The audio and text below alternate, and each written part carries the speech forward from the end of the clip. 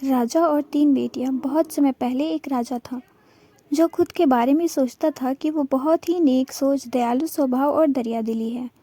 उसे लगता था कि वह स्थितियों को सही से समझने, हर बात पर न्याय करने और हर विषय में उचित विचार करने वाला व्यक्ति है। राजा की तीन बेटियां थीं। एक दिन उसने अपनी बेटियों को बुलाकर कहा, मेरे पास जो भी है वो सब तुम्हारा है। तुम तीनों को मुझसे ही जीवन मिला है। मेरी इच्छा अनुसार ही तुम तीनों का भूत, वर्तमान और भविष्य बना हुआ है, जो आगे भी ऐसे ही बना रहेगा। मैं ही तुम तीनों का भाग्य बनाता हूँ। राजा की यह बात सुनकर उसकी दो बेटियों ने शांत मन से राजा की बातों में हामी भर दी, लेकिन तीसरी बेटी ने ऐसा नहीं किया। उसने कहा, नहीं, मुझे तो ऐसा नहीं लगता कि आपके हाथों में मेरा भाग्य है। राजा यह सुनते ही गुस्से में आ गया। उसने अपनी तीसरी बेटी की कही बातों को एक चुनौती के रूप में स्वीकार किया। उसने खुद को अपनी तीसरी बेटी के सामने सही साबित करने की ठान ली और उसे जेल में बंदी बना दिया। इस वजह से राजा की तीसरी बेटी कई सालों तक जेल में ही बंद रही। राजा और उसकी बाकी की बेटियां राज से जीवन जीते रहे। राजा मन ही मन सोचता है कि यह मेरा ही हुक्म है जो मेरी जिद्दी बेटी जेल में कैद है।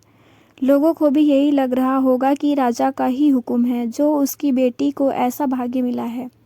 उसकी प्रजा के लोग भी यही सोचते थे। उन्हें लगता था कि राजा की तीसरी बेटी ने जरूर कोई गलत कार्य किया होगा, तभी उसे जेल में कैद करके रखा गया है, वरना कोई भी पिता अपनी बेटी के साथ भला ऐसे क्यों करेगा।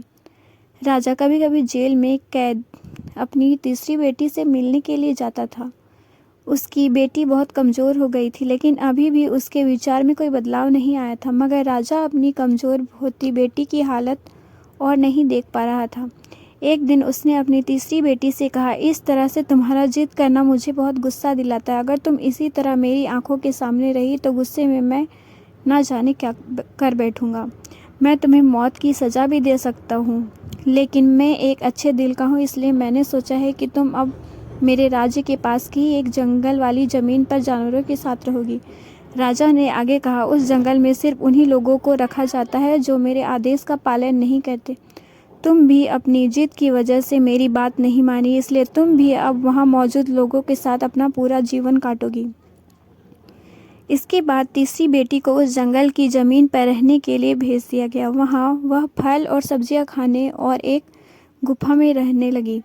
उसके पास पीने के लिए झरने का पानी और ठंड से बचने के लिए सिर्फ सूरज की धूप का ही सहारा था। वहाँ की खुली हवा में रहते हुए और फल फूल खाते खाते वो जल्दी ही पूरी तरह से स्वस्थ हो गई। उसने वहाँ पर खेती करना भी शुरू कर दिया। गुफा को उसने घर की तरह सजा लिया था और खुशी खुशी वहाँ रहती थी। एक दिन वहाँ पर एक भटकता हुआ राहगीर आ पहुँचा। उसे देखते ही देखते राजा की तीसरी बेटी से प्रेम हो गया और दोनों खुशी खुशी वहीं रहने लगे। उस जंगल में उन दोनों के अलावा और भी कई लोग रहते थे, जिनकी मदद से उन्होंने उस जंगल को एक शहर के रूप में बदल दिया। कुछ ही सालों में राजा की तीसरी बेटी और वो राहगीर उस शहर के राजा रानी बन गए। अब उनके शहर की चर्चा दूर दूर तक होने लगी। जैसे ही इसकी जानकारी राजा को मिली, वह उस जंगल में सब कुछ देखने के लिए पहुंच गया। जब उसने वहां की राजगद्दी पर अपनी बेटी को बैठे देखा और साथ में एक खूबसूरत युवक को, तो उसके होश उड़ गए। राजा की बेटी ने अपने महल में अपने पिता का पूरे सम्मान के साथ स्वागत किया। उसने अपने पिता से उसके बुरे बर्ताव व फैसले के लिए कुछ भी नहीं कहा। जैसे ही राजा वहां बैठा तो उसे एक आवाज़ सुनाई देने लगी जो कह रही थी कि हर इंसान स्वयं ही अपना भाग्य बनाता है, कोई अन्य इंसान किसी और का भाग्य नहीं बना सकता। इसके बाद राजा को स्वयं ही अपनी गलती पर पछतावा होने लगा और उसने अपनी सभी बेटियों को अपने भाग्य से आज़ाद कर दिया। उसने अपनी तीनों बेटियों से कहा, भले ही तुम तीनों का भाग्य मेरे हाथों में है, लेकिन हर व्यक्ति खुद ही परिस्थितियों के अनुसार अपना भाग्य अच्छा व बुरा बना सकता है। राजा और उसकी तीन बेटियों की कहानी हमें यह सीख देती है कि कोई भी व्यक्ति किसी का भाग्य बना या बिगाड़ नहीं सकता। हमारा भाग्य स्वयं हमारे हाथों में ही होता है, जिसे हम अपनी सूझबूझ से बुरी परिस्थितियों में भी अच्छा बना सकते हैं।